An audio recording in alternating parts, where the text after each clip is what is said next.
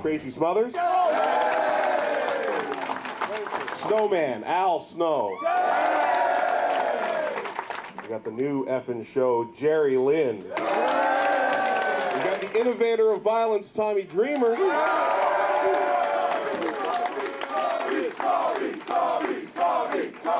we got the Blue Meanie.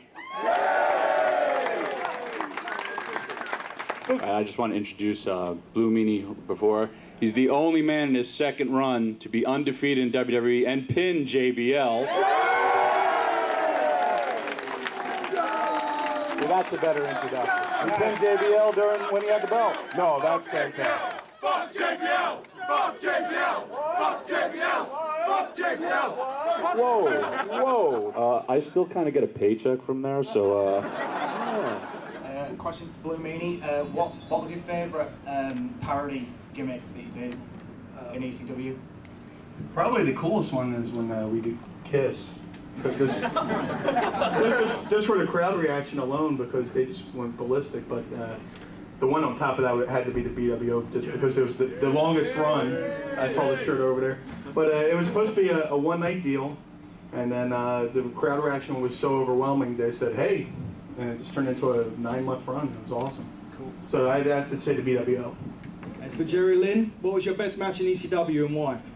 It's hard to pick one best match because there's so many good wrestlers in ECW, but obviously some of the matches I had with RVD. But I would have to pick one with Lance Storm in Chicago at Anarchy Rules, because we had a great match and I didn't get hurt. Were you all surprised with how successful the ECW reunion shows were, and do you think it should just be the one-night thing, or do you think it should continue at the yearly event? It was a lot of fun. It was a lot of fun to see a lot of guys you hadn't seen in a long time. And I had asked Vince McMahon for my release in January before the Royal Rumble of 2000 and something, and he told me no.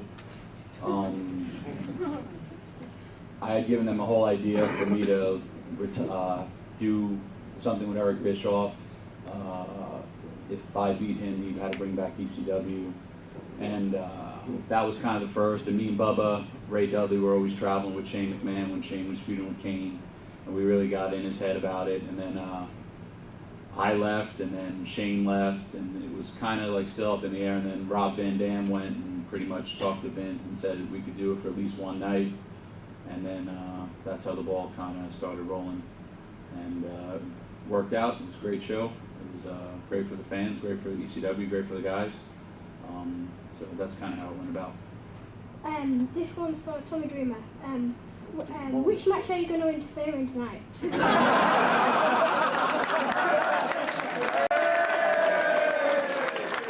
Good night, folks.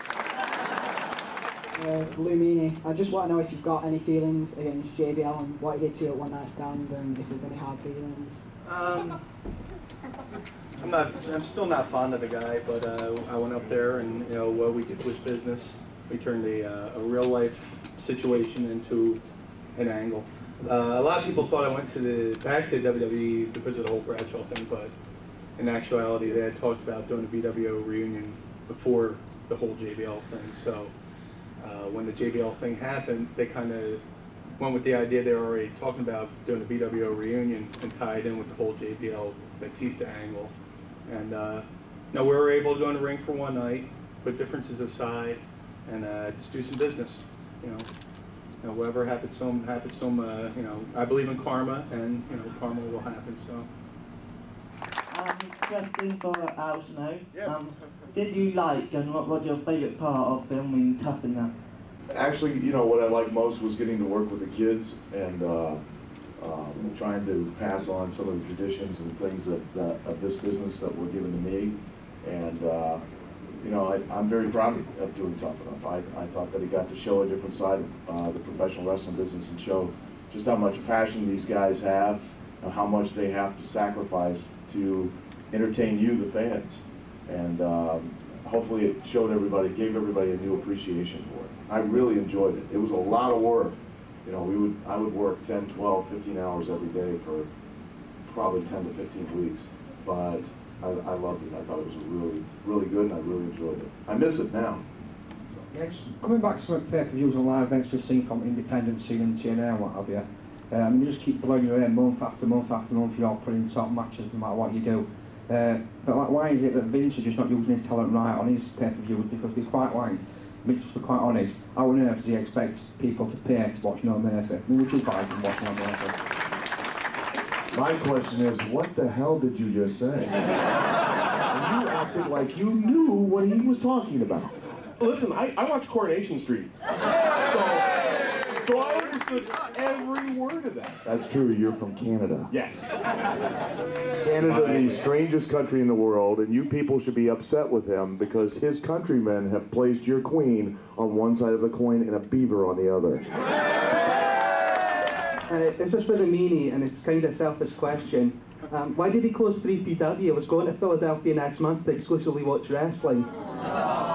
That was beyond my control. I ran for 3PW for 3 years with Jasmine and Todd Gordon, and Jasmine decided to abandon the company and leaving me in a sticky situation, which I rebounded from. We found new investors, and the new investors kind of got flaky because they thought they were going to make $1 million overnight, which doesn't happen in the wrestling business. So they got flaky. Yeah. They got flaky, and 23 years of nights I found out the company was closed on the internet. It was beyond my control, and I still own the name. And if I find the right backing, maybe I'll reopen it. But as of right now, it was beyond my control, and it's out of my hands. So. I found out ECW was out of business when Paul Heyman showed up on Raw, the announcer, so. To everybody, what's your best backstage ribs you've seen? Paul Heyman? Backstage ribs. Well, right now, if anyone's got a knife, it would be very helpful because Al was kind enough to zip tie my shoelace to my chair.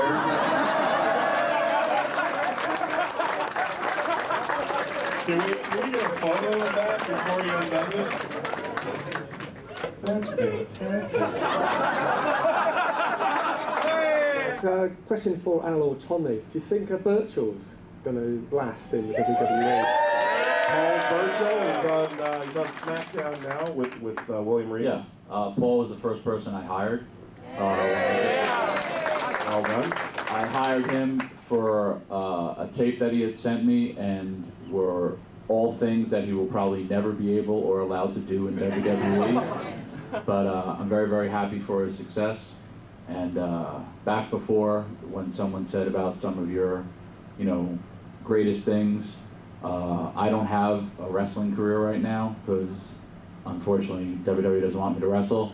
My biggest privilege is calling guys like Paul Burchill or Joey Mercury, Ken Kennedy, and tell them they have a job. And just hear their excitement, because my worst days are Monday through Friday, 9 to 5, because I sit in an office, and I don't like that.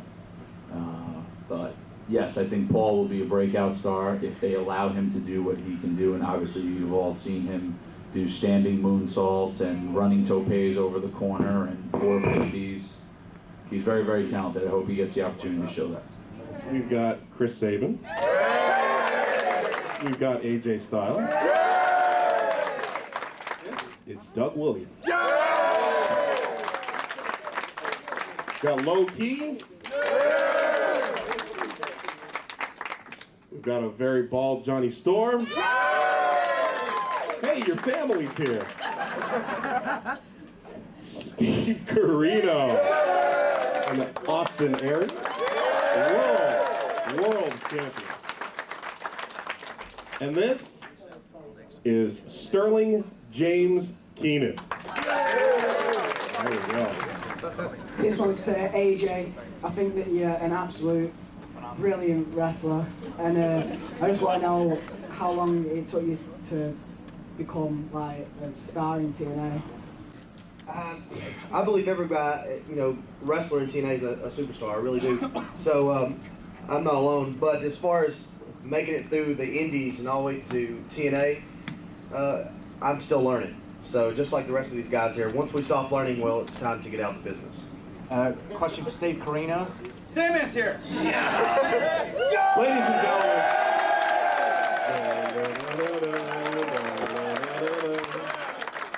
This is the Sandman. Got a chair for you up there and everything, right? What up, man? What up? AJ, what up? All right. I don't have like my own podium or. No, you get What's going on there? chair for you next to Steve. Yeah, question for Steve Carino. What was your favourite memory of working with Jack Victory? Me getting naked in front of. You get naked outside a half hour ago. Oh my God, I did. Yeah. Oh, this lady was cursing. I mean, she's driving like this little minivan or something like that. I mean, literally, she had 2 feet on each side, and I ain't walking nowhere. I was pissed at the guy that he didn't take me up the elevator. I had to go up the stairs. What was I talking about? If you could be heavyweight champ or X Division champ, which one would you rather be? X Division. Yeah. That's an easy question. It really is. Why X Division over heavyweight, AJ? Then he doesn't have to work with Jeff. Then I don't have. He's right. All right then. Well, look at it this way. I mean, look at the guys I'd be working. Not Steve Carino. But pretty much this whole table is X Division. I mean, look at it. So, I said pretty much. Pretty much. So, X Division definitely. What's your favourite match of the FWA that you've wrestled? That's hard. That sounds just like Salmon. Jody and Johnny, I've wrestled both those guys. I've had great matches with them. I didn't really get to wrestle Doug 101, so I can't really count that one. But those are 2 great matches that I had here with FWA and the Super Show. Oh crap! Oh, whoa, hey. Yo, didn't me and you work together for TNA? No, for FWA over It's here. an FWA question, though, Sandman. Sorry.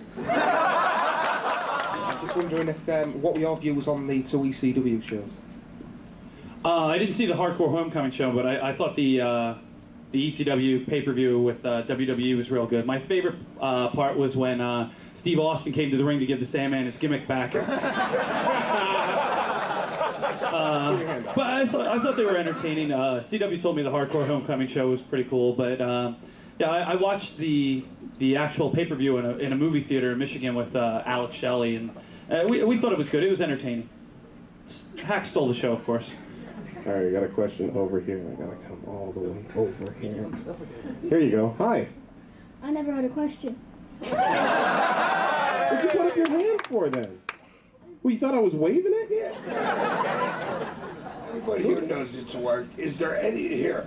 Raise your hand if you think that when we go to the ring that it actually is who's the better guy as a wrestler.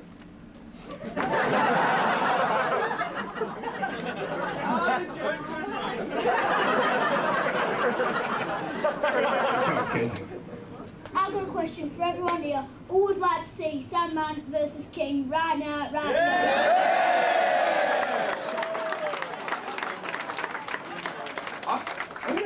I'm gonna kick the piss out of that kid. All right, when I say something to you, I want to hear your first response. Wrestling. Love it. The fans. I despise you all.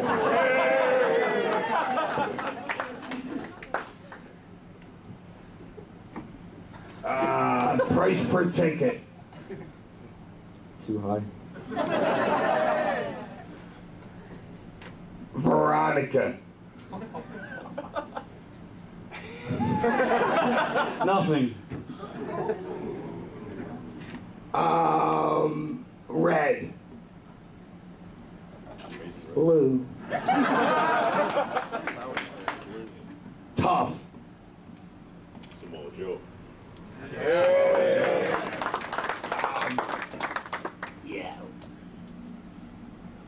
No. No. Tuna fish sandwich. Chicken and stuffing. Fun. You.